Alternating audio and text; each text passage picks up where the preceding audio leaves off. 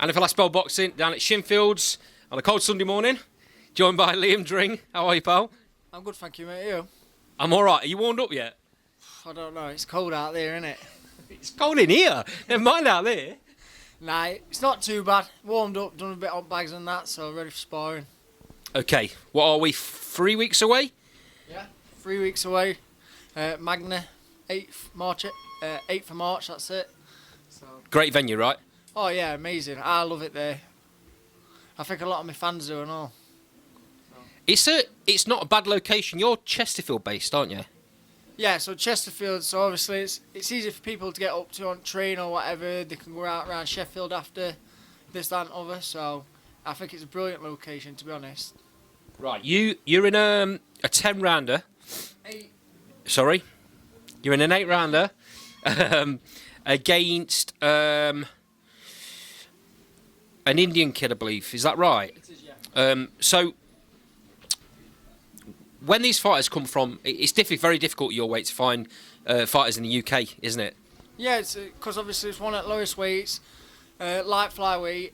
You know what I mean? So there's not many that is in the country. So sometimes, a lot of time you have to get them from abroad and stuff like that. When you do get these fighters from abroad, you don't hear horror stories about padded records and the fights on the record that never happened and stuff like that. Is it really difficult to get any sort of footage of your opponent?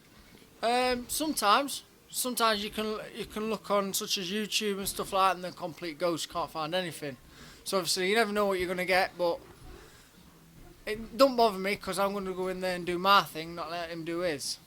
You know? You don't tailor your training to your opponent anyway, do you? Because as often happens, a little bit less for your stage because you're at championship stage now. But some of the other kids that are coming through, opponents fall off all the time, don't they? Yeah, it's like you say, tailor your training.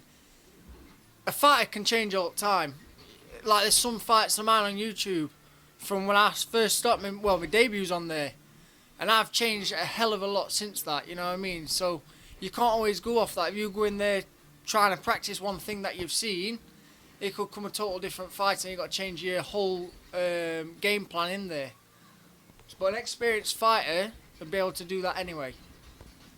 So, last time out at Alfreton Leisure Centre. Oh my, I'm not doing very well today, am I? Alfreton Leisure Centre. Championship fight, Silver Commonwealth. What's your reflections looking back on that? I think I boxed well. I felt very fit. It was red hot in there as well. Last on, so I think I put a great performance on. But obviously I want to go higher now. My opponent, Dempsey, was no mug. He come to win. He had more wins on his record than I'd had fights. You know what I mean? He were very good, very tough, very strong. Do you expect that again from this opponent? Oh yeah, 100%.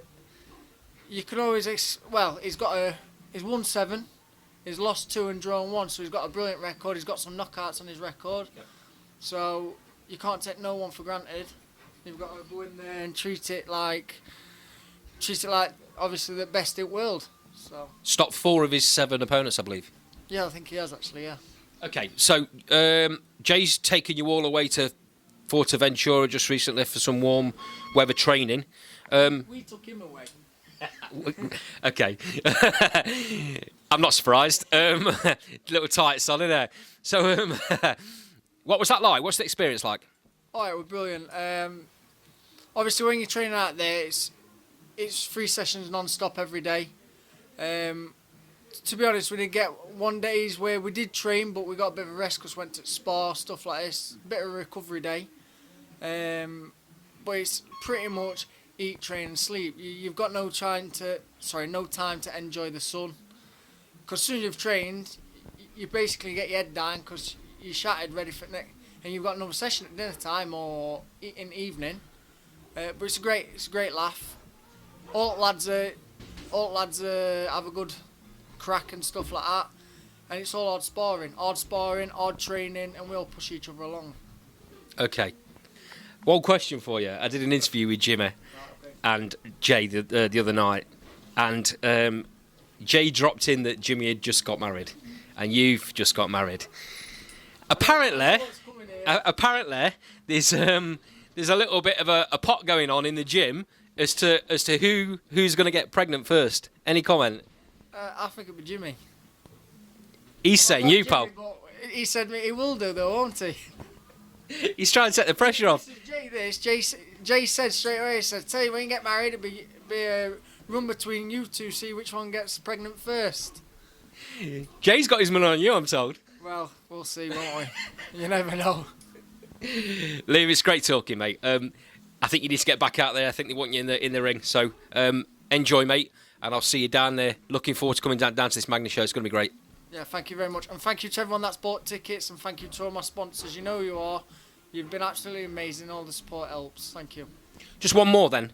Talking about tickets. If no one's bought a ticket and they want one watching this back, where did they get them from? Drop me a message on Facebook or Instagram. Top stuff, mate.